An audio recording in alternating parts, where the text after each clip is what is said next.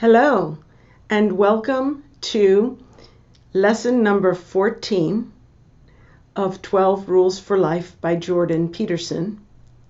Today we are beginning rule number 4 that advises us to measure ourselves by how tall we were yesterday rather than by how tall someone else is today.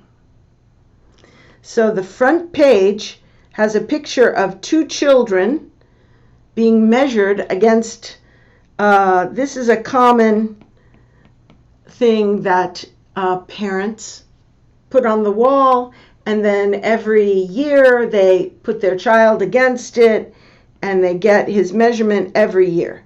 So on April 2nd, this boy is this tall, and on April 2nd, this girl is this tall. So the boy might be angry because he is not as tall as his sister, but really he should be looking at, looking at himself yesterday. So as you can see, he is much taller than he was in the past. He has grown. So let us begin our reading of rule number 4. Compare yourself to who you were yesterday, not to who someone else is today. This sounds like good advice even before we read it. You might want to stop for a moment and think of all the good reasons why this is true. If you pause the video and brainstorm all of your thoughts, that will help you to be ready to understand the thoughts of Jordan Peterson better. So if you want to do that exercise, pause the video now and think about your own reasons for believing this. Okay, now let's read Jordan Peterson's ideas. The first section, there are 5 sections in this essay. The first one is the internal critic, the critic inside your head. It was easier for people to be good at something when more of us lived in small, rural communities. Someone could be homecoming queen. Someone else could be spelling bee champ, math whiz, or basketball star. There were only 1 or 2 mechanics and a couple of teachers. In each of their domains, these local heroes had the opportunity to enjoy the serotonin-fueled confidence of the victor. It may be for that reason that people who were born in small towns are statistically overrepresented among the eminent. Let's stop there because pretty soon we're at the bottom of the page. And we will start at the top, and I will make a comment or two on some vocabulary and structures. It was easier for people to be good at something.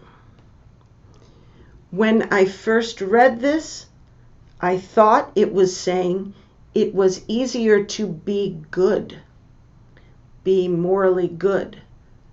But then I read at something, and I realized this is a phrase that is not separable. It's saying be good at something. In other words, to have a talent, to be talented at something, to be the best at some activity. I am the best player of the trombone. I am the best cook, etc. So it was easier for people to be good at something when more of us, more people in the world, lived in small rural communities. So we have a saying in English, it's better to be a big fish in a small pond than a little fish in a big pond. So in your small town, you can be the best auto mechanic. But if you go to New York City, where there are millions of people, you will not be the best. You will be a small fish in a big pond. So, when more people lived in small rural communities, small towns, someone could be homecoming queen. The homecoming queen is a tradition in American high school. Grade 12, age 17, the senior class in high school votes for the most beautiful, most popular girl in the class to be the queen for a dance and a football game called homecoming, which happens every fall. In the autumn, there is a big football game, and all of the alumni from the school come back for a homecoming. So it's a big event. Everybody who has ever gone to that school is in the audience for the big football game, and one girl is the queen of the evening, and usually she rides in on in a carriage of some sort, and she has her escort, her date, who is homecoming king, and it is a defining moment for a lifetime. A girl who becomes homecoming queen, this is her identity for her whole life. I was homecoming queen. So someone can be homecoming queen. Someone else, another person, could be spelling bee champion. Champion, champ. Champ is short for champion. And the spelling bee is another tradition in America where we have a contest where all of the small children have to come together and compete with one another to spell words correctly. And the one who does not make any mistakes and stays the longest in the competition without making a mistake and being disqualified, that person is the spelling bee champion. They won the spelling bee. Usually in America, it is always a person who is homeschooled.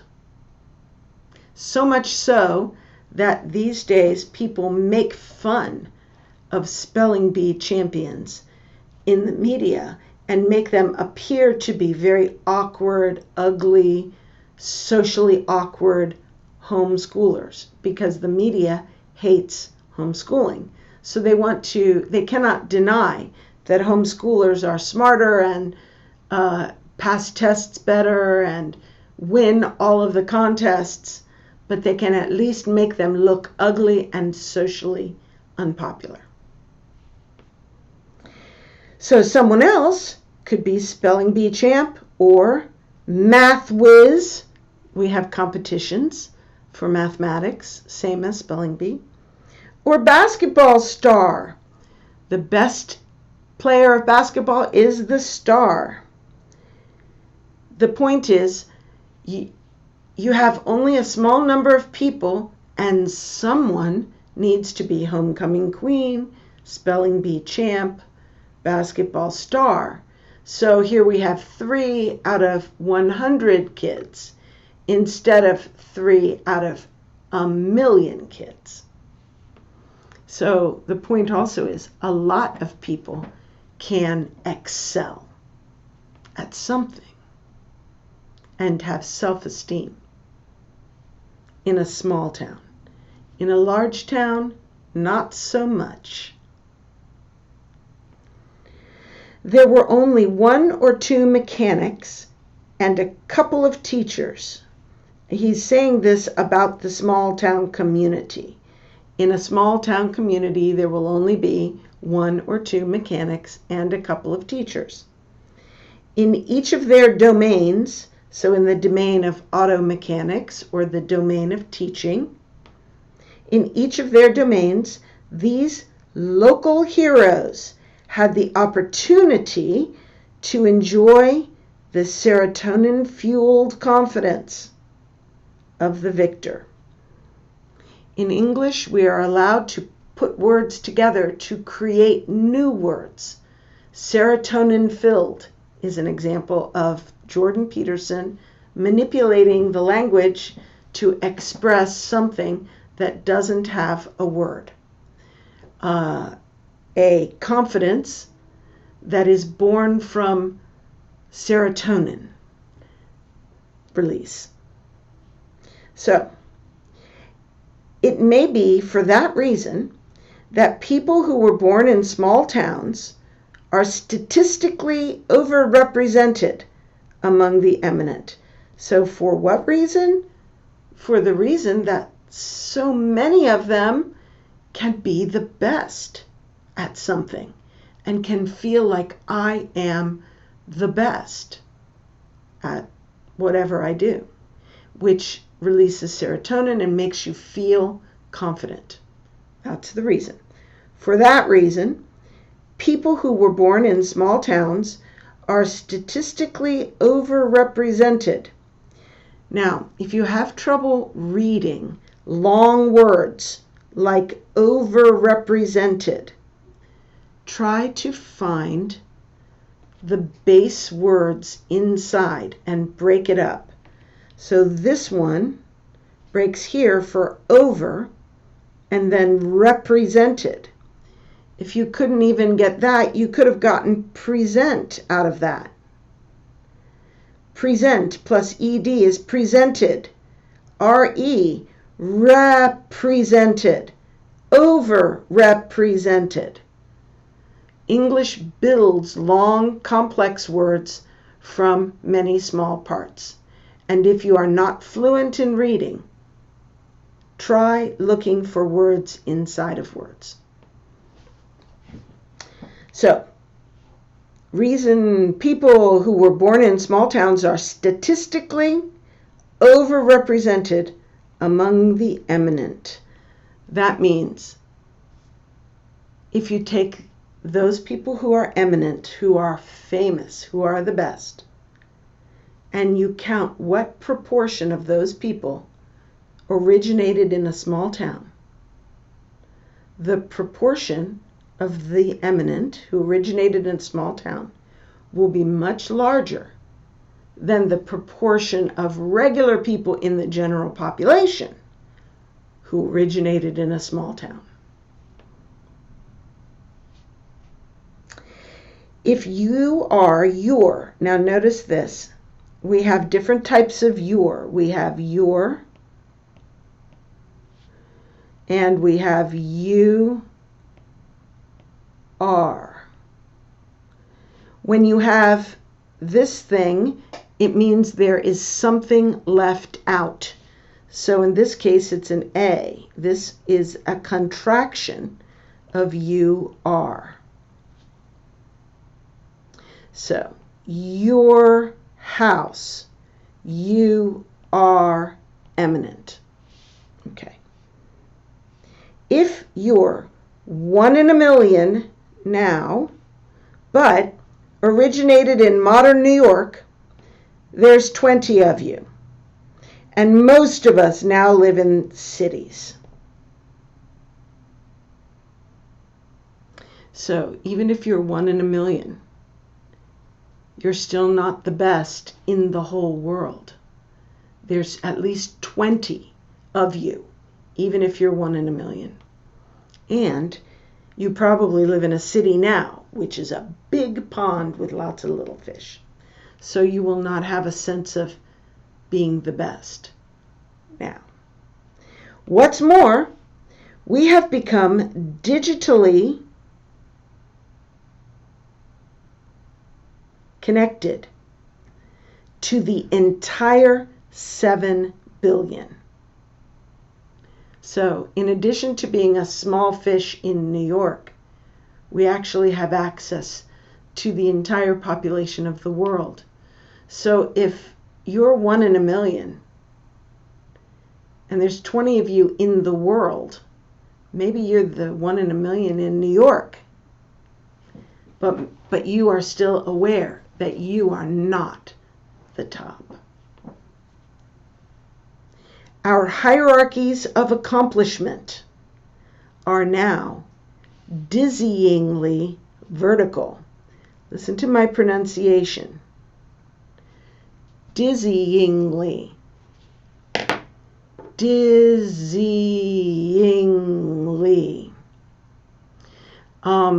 It has to do with the rhythm.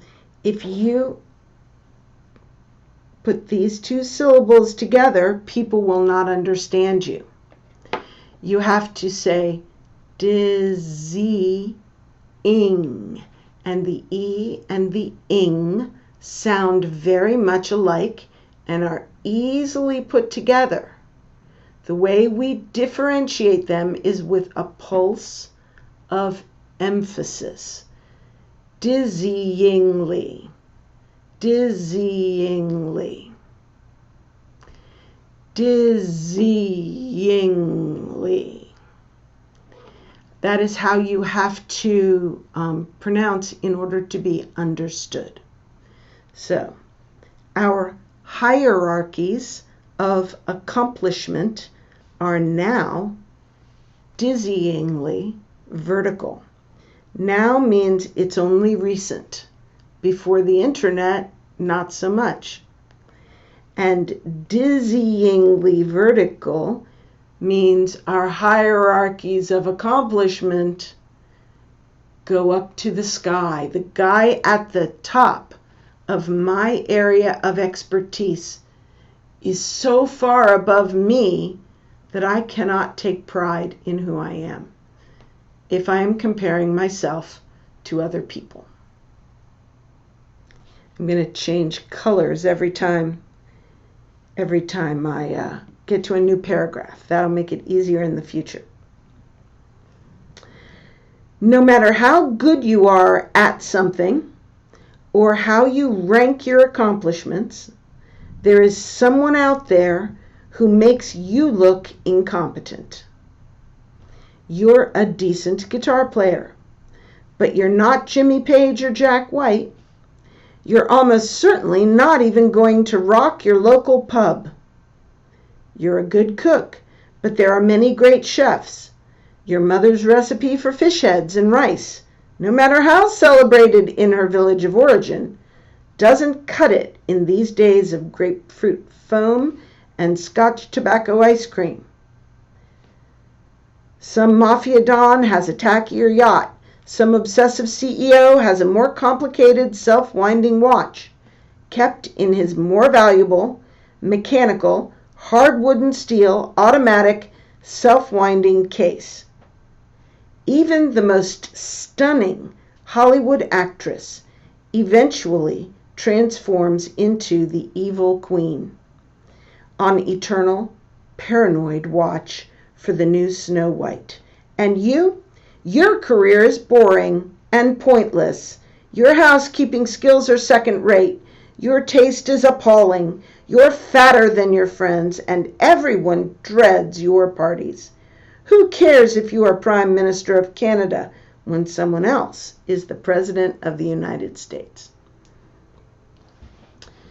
In order to understand an essay in English, you have to understand the structure of argument.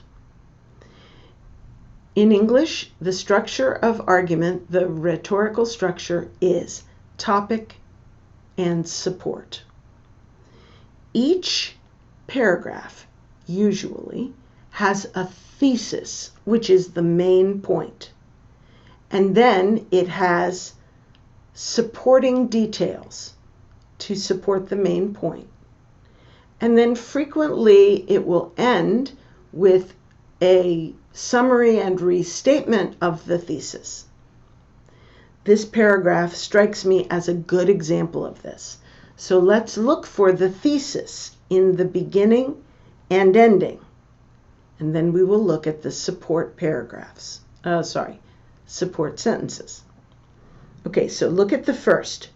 No matter how good you are at something or how you rank your accomplishments, there is someone out there who makes you look incompetent. Okay, that is the thesis. And if you want to state the thesis more simply, you could say, no matter how good you are, there is someone who is better out in the world. That is the thesis. And let's look at the end of the paragraph, because usually you have the thesis stated in the beginning and restated and enhanced in the end. And if you want to write in English, you need to catch this style, this rhetorical style. So I want to point it out when it's really clear. Okay? It's good for your writing as well as your reading. Okay, so let's look at the end. Who cares if you are Prime Minister of Canada when someone else is the President of the United States? So this is very similar to no matter how good you are, someone else is better. If you are Prime Minister of Canada, someone else is President of the United States. And what is added by this end is, who cares about you? Who cares about you if you are only Prime Minister of Canada?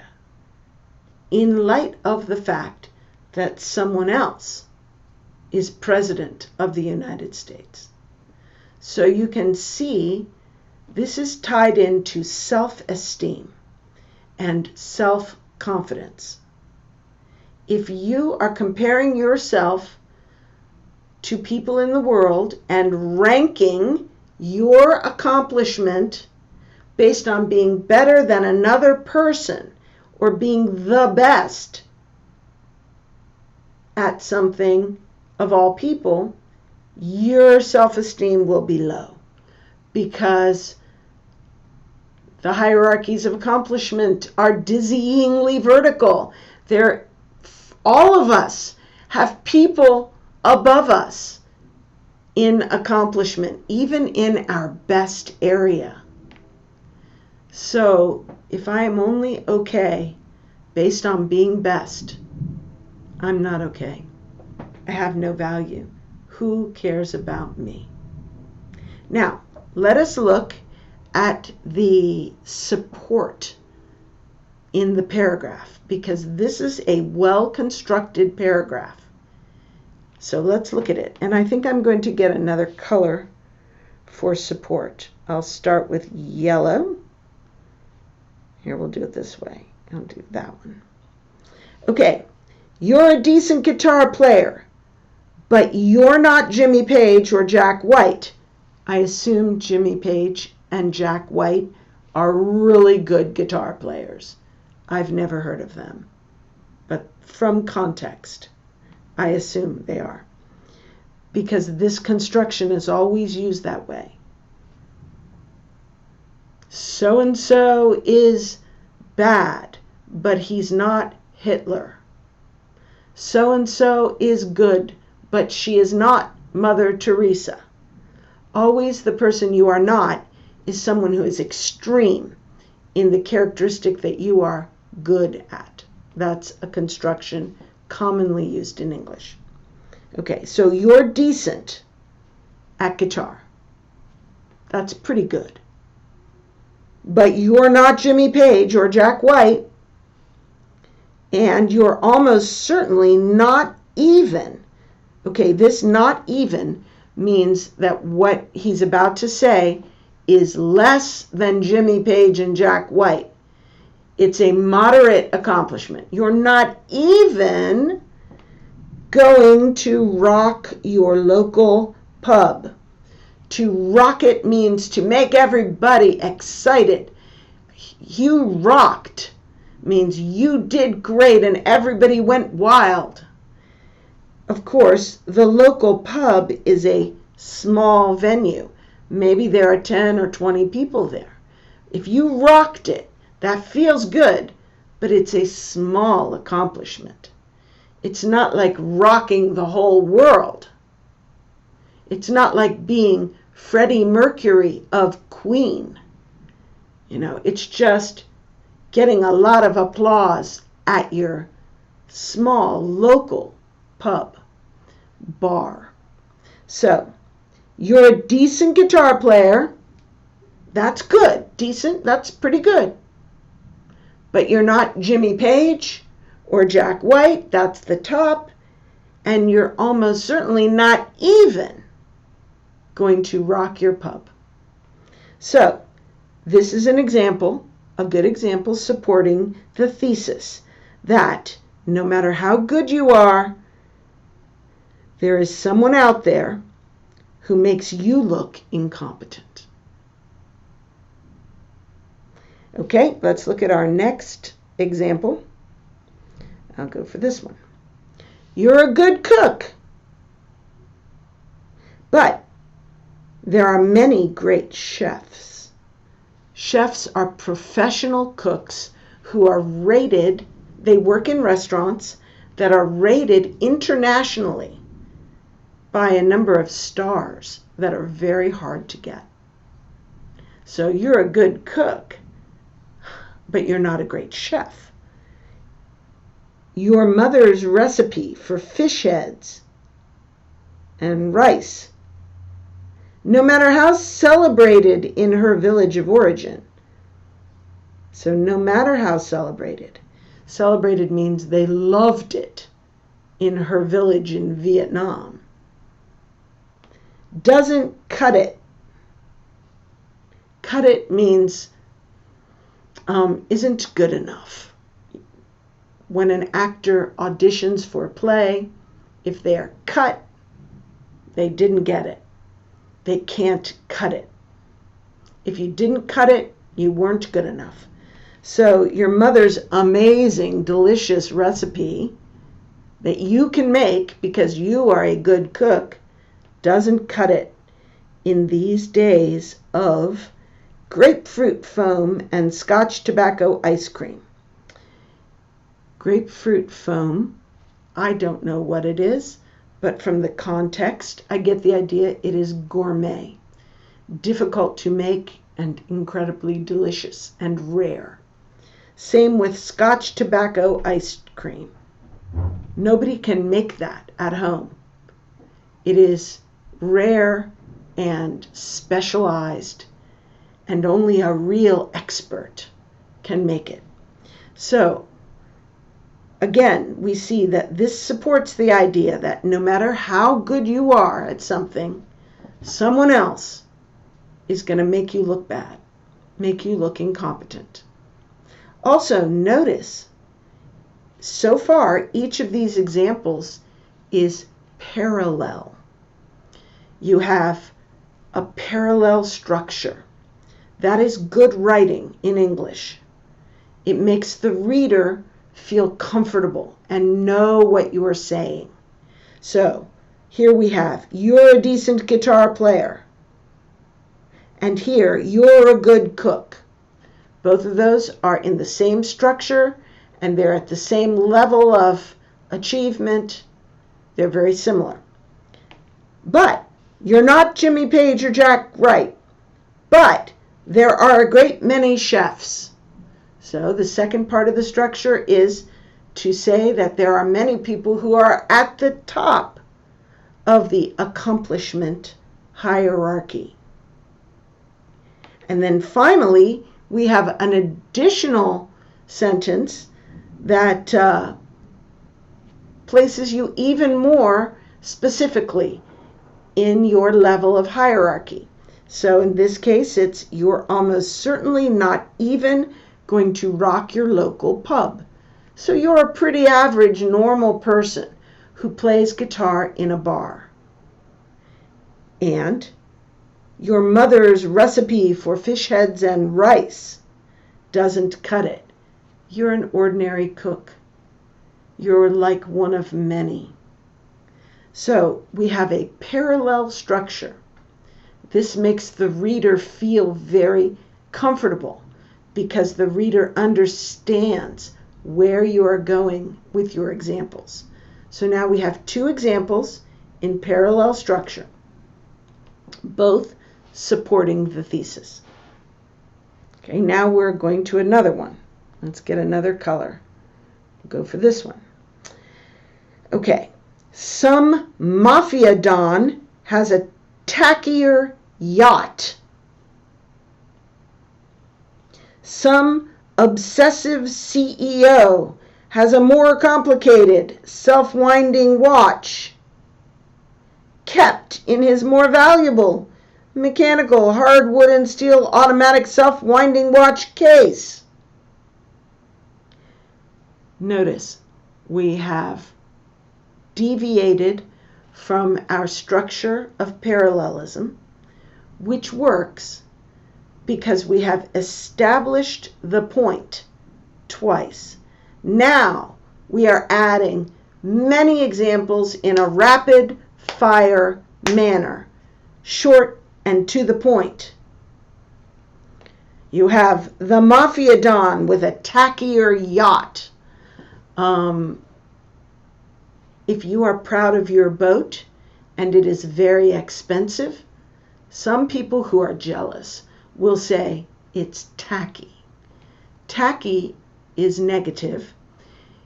It is often used by people who are jealous as a way of saying that your thing is in poor taste.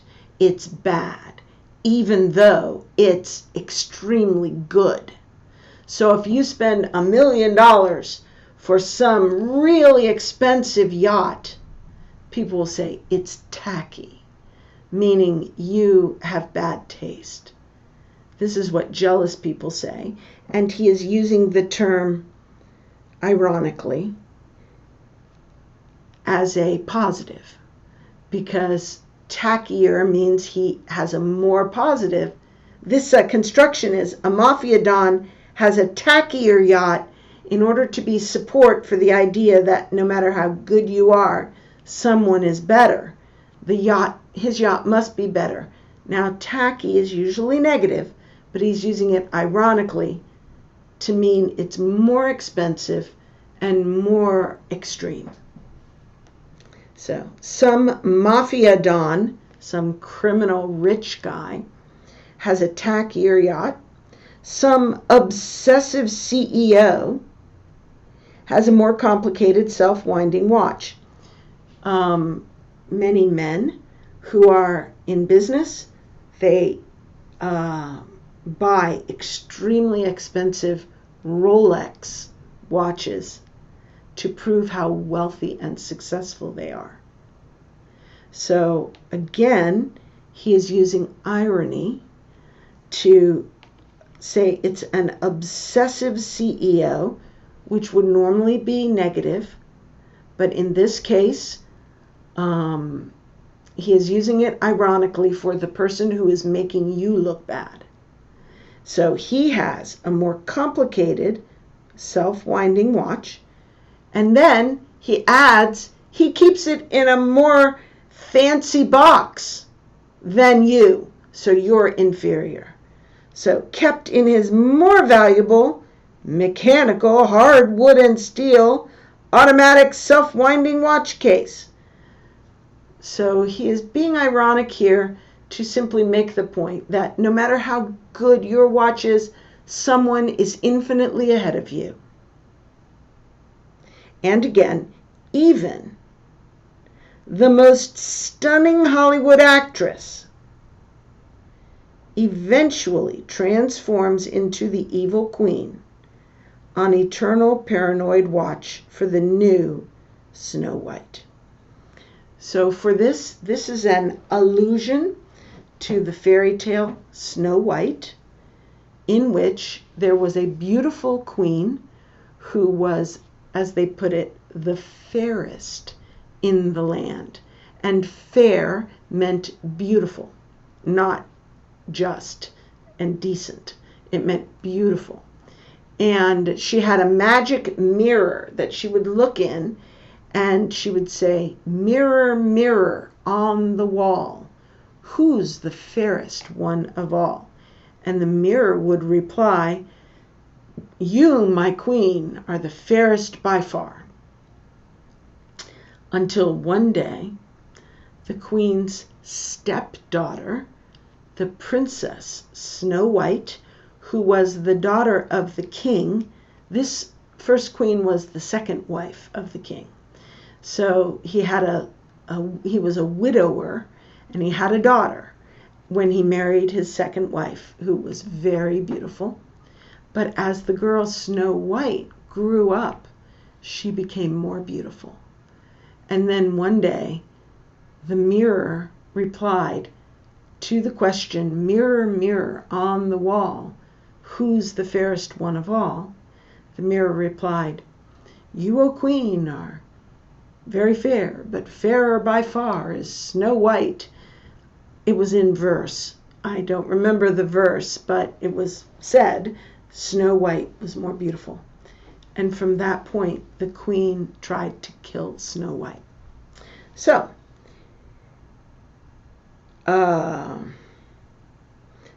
even the most beautiful actress, and again, we're trying to support the idea that no matter how good you are, someone else will make you feel incompetent.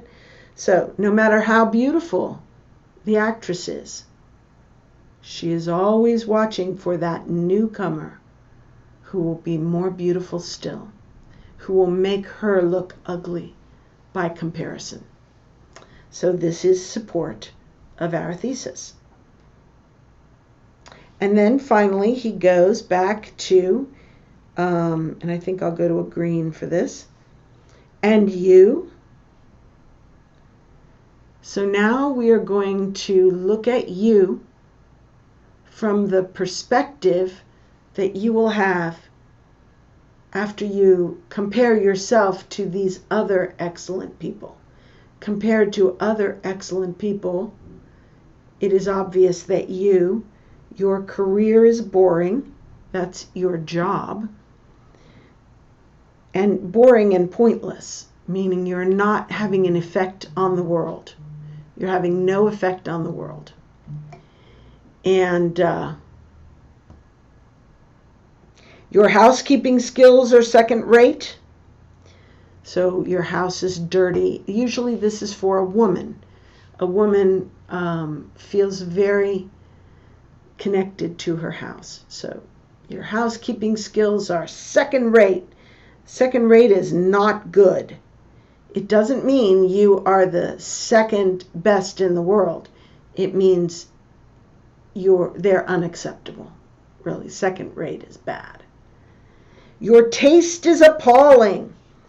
Taste means what you choose to dress in, how you wear your hair, what kind of house you live in, who you like in terms of media, your hobbies. All of this is appalling. That's as negative as can be. It's the worst. Appalling. You're fatter than your friends. And hold on, I have to do something about this. You're fatter than your friends. That is what we call a low blow. A low blow. Hit someone below the belt. You are not supposed to kick someone in the balls or hit someone below the belt.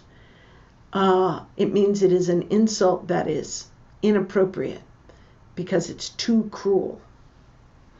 So he's saying it. You're fat. fatter than your friends. Of course, we all think it. You cannot say it, but we think it. And everyone dreads your parties. So your parties are not fun. This is insulting you as much as possible. It's terrible. Who cares if you're Prime Minister of Canada when someone else is president?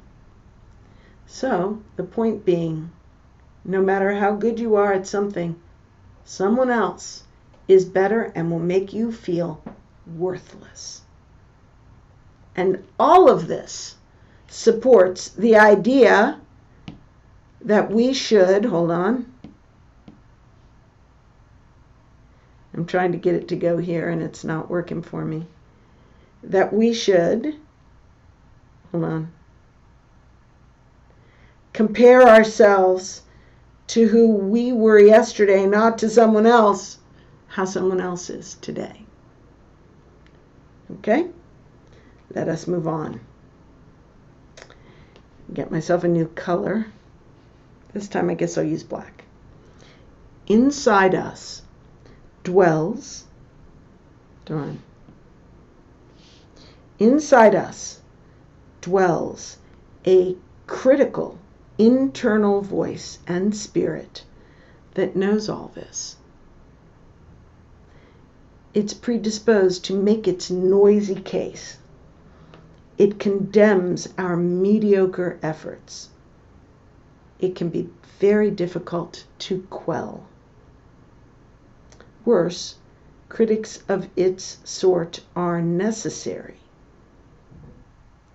Okay, let's stop before we get here. So we have probably have our first thesis, but not sure yet until we've read the whole paragraph. Let's talk about inside us, and that would be every person. Dwells means lives. In every head there is a talking voice, a critical internal voice. Critical means it's judging you and telling you bad things about yourself. Each of us has this in our head. Jordan Peterson is a clinical psychologist who has dealt with hundreds, if not thousands, of clients. He is an expert. Each of us has a critical internal voice and spirit. So a critical spirit, meaning a perspective that is negative, that knows all of this. Okay, all of this responds back to here, and this is the transition. We usually look for a transition between paragraphs. This is it. What is all of this? All of this is the idea that no matter how good I am, there's a million people better than me, and I am worthless. Whether this is true or not, each of us has an internal critic. Amazing. The same phone is calling me over and over, and it's a scam. I know what it is. Okay, so each of us has this internal critical spirit that knows that we are worthless and that others are better even in our best areas. This critical spirit is predisposed, so I just gave you the reference for it. The critical spirit is predisposed to make its noisy case. So it wants to speak constantly, very noisily, very loud in our ear, saying, you're worthless, others are better than you at everything. There's nothing you are best at. You're worthless. It wants to do that. It condemns our mediocre efforts, assuming our efforts are mediocre, compared to the geniuses in the world. Anything we do is mediocre, but mediocre is a negative word. It's like second rate. So, if you are comparing yourself to the geniuses of the world, you must admit that your efforts are mediocre, second rate, in comparison to them. So, he says, it condemns our mediocre efforts. It can be very difficult to quell. So it's hard to make this voice stop talking in our heads. That's what quell means. Worse, critics of its sort are necessary. Okay, so worse, I'm going to get a new color here. Worse. So what came before is bad. It's bad that we have a horrible judge in our head. But even worse is the fact that critics of its sort are necessary. There is no shortage of tasteless artists, tuneless musicians, poisonous cooks, bureaucratically personality disordered middle managers, hack novelists, and tedious, ideology-ridden professors. So there is no shortage. A shortage is a negative term. It means we do not have enough. No shortage is a double negative. We do not have enough. So this phrase, no shortage, means there are lots of them. Because a shortage means we don't have enough. But the no negates it, meaning we have lots of them. Always remember, America, a double negative, the first negative negates the second, causing it to mean the opposite. So, there are lots of tasteless artists, in other words, bad, mediocre artists, tuneless musicians, bad, mediocre musicians, poisonous cooks, bad, mediocre cooks, bureaucratically personality disordered middle managers. Okay, so this is Jordan Peterson constructing with the language by putting together words that are different in order to make a new concept. So bureaucratically, suggesting they're in the bureaucracy, which doesn't do anyone any good. Very frustrating to deal with bureaucracy. Personality disorder. So these people are crazy and negative middle managers. So these are people you apply for your permit and they say no for no reason. So there's lots of people like that. Hack novelists. This would be novelists that do not come up with original ideas. They just rewrite the same books that are written by everyone else. And, by the way, when you have a list like this, you separate each one with a comma until you get to the second to last, the penultimate, which would be hack novelists, and then there's no comma, and you use and for your last item. Tedious, ideology-ridden professors. Now notice we do have this here, but that doesn't mean tedious is part of the list. The fact that you have no comma here and you're using the and means this whole thing is the last item of the list. Tedious, ideology-ridden professors. Ideology-ridden means professors that are full of dogmatic ideology. That's all there is to them. So all of these people are what we would call mediocre at best. And this is support for the idea, and here we have, let's get some theses. Okay, this is a thesis. The critic is necessary. And this is a thesis. Inside us dwells a critic. So we have inside us dwells a critic, and critics of this sort are necessary.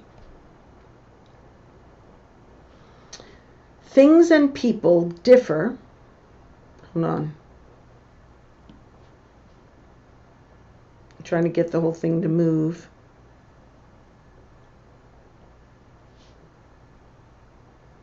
Okay, things and people differ. How then can the voice of critical self-consciousness be stilled? Where are the flaws in the apparently impeccable logic of its message? Okay, so here we have the next point of the essay. The question is, how can we still the voice? And where are the flaws in its message? So we had 2 points in the beginning. The 2 points were, where is it? Oops, I made a mistake. That how and all that, that's the next page. So let's go to the correct page. Things and people differ, importantly, in their qualities. Awful music torments listeners everywhere. Poorly designed buildings crumble in earthquakes. Substandard automobiles kill their drivers when they crash. All of this is support for the idea that critics of this sort are necessary. Why are they necessary? Because awful music torments listeners. Bad buildings crumble. Bad cars kill their drivers. 3, by the way, often 3 is the magic number for support. 3 supports for the idea that we need to have this kind of critical spirit when it comes to evaluating excellence. Failure is the price we pay for standards. And because mediocrity has consequences, both real and harsh, standards are necessary. Okay, so a standard is the level of excellence which you must achieve in order to be acceptable.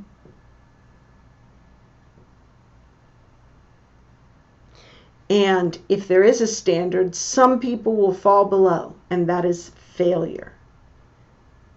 The only way to not have failure is to get rid of standards. But we can't get rid of standards because we'll have our buildings crumbling and our cars crashing and bad music. So we have to have standards, therefore we must also have failure. Failure is the price we pay in order to have standards.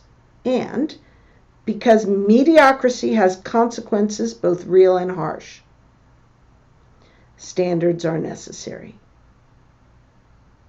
Mediocrity, in other words, second-rate achievement, has consequences, real and harsh. So they're not imaginary, they're real, and they're not trivial. If a building collapses, people will die. If a car crashes, people will die. So they are real, not imaginary, and they're severe. Because mediocrity brings these kinds of consequences, we must have standards, meaning we must have a critic that judges if something meets standard, and also that critic will turn on ourselves. So that's as far as we get for today. So this is the end of lesson 14, lesson number 1 of rule number 4. See you later.